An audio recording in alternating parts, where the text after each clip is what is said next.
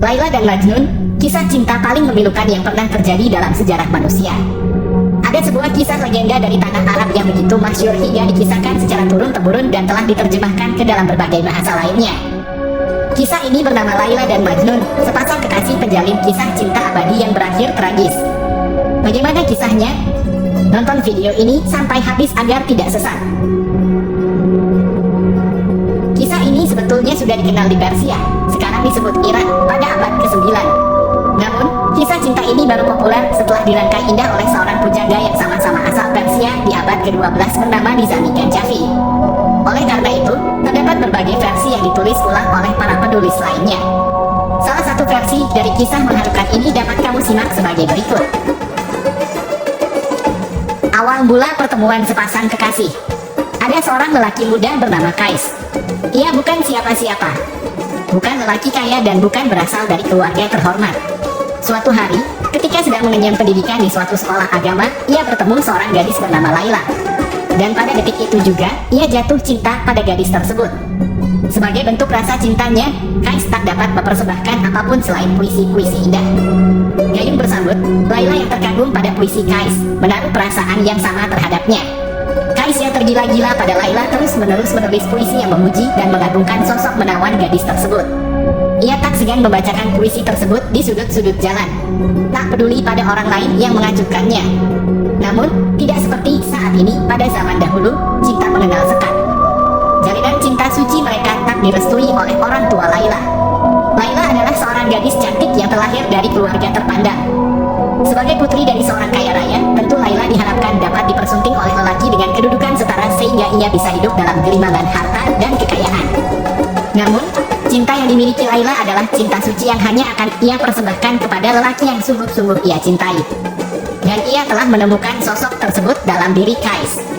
Begitu usia mereka sudah matang, Kais, yang dijuluki Majnun atau gila oleh orang-orang, lantaran ketergila-gilaannya terhadap Laila, sehingga memberanikan diri untuk meminta restu ayah Laila. Hasilnya sudah dapat ditebak, ayah Laila menolak mentah-mentah. Ayahnya beralasan bahwa jika pernikahan itu terjadi, kehormatan keluarganya akan tercoreng. Majnun yang terkejut mendengarnya tak kuasa menahan kesedihan. Majnun yang tengah putus asa kemudian meninggalkan rumah dan keluarganya. Ia memutuskan untuk tinggal di padang belantara yang dipenuhi hewan-hewan buas. Di sanalah ia menjalani hidup pengasingan dan kesendirian. Dalam keterpurukannya, ia tak henti-hentinya menulis puisi yang berkisah tentang kekasih pujaannya tersebut. Sang pujaan terpaksa menyambung tali pernikahan dengan pria lain di sisi lain. Laila dipaksa oleh orang tuanya untuk menikahi pria lain. Pria itu bernama Ibnu Salam yang datang langsung melamar Laila. Meski hatinya menolak, namun Laila terpaksa mengiyakan karena tak tega membawa aib bagi keluarganya. Sepanjang hidupnya, Ibnu Salam tak pernah sekalipun berhasil menyentuh Laila, apalagi menjamah kesucian Laila. Meski tetap menjalani peran sebagai istri yang baik dan patuh terhadap suaminya, wanita tersebut tak pernah sekalipun merelakan tubuhnya kepada pria tersebut. Berita menyakitkan ini lambat laun sampai juga ke telinga Kais si Majnun. Sudah barang tentu hatinya semakin tersayat mendengar kabar ini. Sejak saat itu ia memutuskan untuk menjauh dari peradaban dan menghabiskan sisa waktunya sendirian di pedalaman hutan. Hari-harinya hanya ditemani oleh hewan-hewan liar yang secara ajaib kerap berkumpul di dekatnya, khususnya manakala cuaca sedang sangat tak bersahabat. Beberapa pelancong dari negeri seberang pernah melihat dirinya ketika mereka tengah bepergian dari dan ke dalam kota. Ketika menulis puisi, Majnun hanya bersenjatakan dahan kayu dan menulisnya di atas pasir. Kabar duka kepergian orang tua semakin menjatuhkan Majnun ke dalam keterpurukan. Beberapa tahun kemudian, kedua orang tua Majnun meninggal. Mengetahui hal ini, Laila berniat mengirimkan kabar tersebut kepada Majnun. Ia menemukan seorang pria tua yang mengklaim sering melihat Majnun di gurun pasir. Melihat Laila memohon sesenggukan, Pak Tua akhirnya menyetujui permintaan Laila. Suatu hari, ketika pria tua tersebut kembali menemukan Majnun, ia pun memberitahukan kabar duka ini. Tersiksa, terpuruk dan menyesal mendengar kabar kepergian orang tuanya, Majnun kemudian bersumpah untuk menghabiskan seluruh sisa hidupnya di padang gurun ini. Beberapa tahun setelahnya, suami Laila meninggal.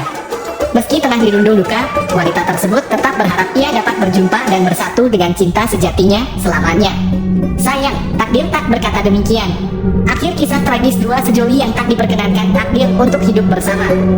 Dalam tradisi sukunya, Laila diwajibkan untuk berkabung atas kepergian suaminya selama 2 tahun penuh tanpa menemui orang lain sekalipun. Mengetahui hal tersebut, Laila menangis. Ia tak terima jika harus menunggu 2 tahun lagi lamanya untuk dapat bertemu dengan sang pujaan hatinya. Ia sudah sangat tersiksa setelah harus dipisahkan bertahun-tahun lamanya. Laila pun menyerah pada kehidupan.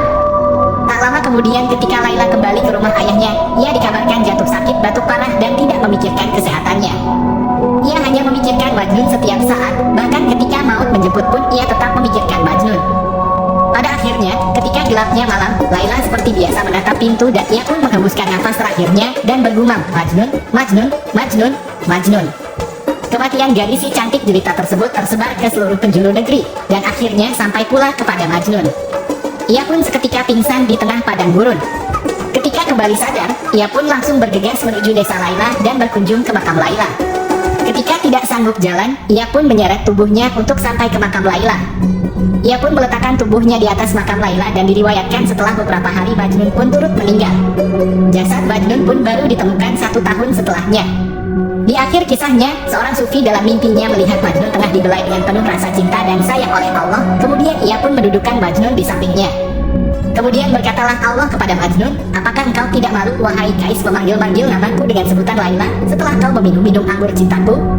Tak begitu lama sang sufi pun terbangun dan berangan-angan, jikalau Majnun begitu diperlakukan demikian penuh kasih sayang oleh Allah, lantas bagaimana dengan Laila? Seketika Allah memberikan ilham kepadanya bahwa kedudukan Laila jauh lebih agung dan tinggi daripada Majnun karena ia menyembunyikan segala rahasia cintanya dalam diri dan hidupnya sendiri. Pelajaran yang dapat kita petik yaitu, jika seseorang sudah jatuh dan dimabuk cinta kepada Allah, maka akan keluar secara otomatis dari mulutnya nama Allah.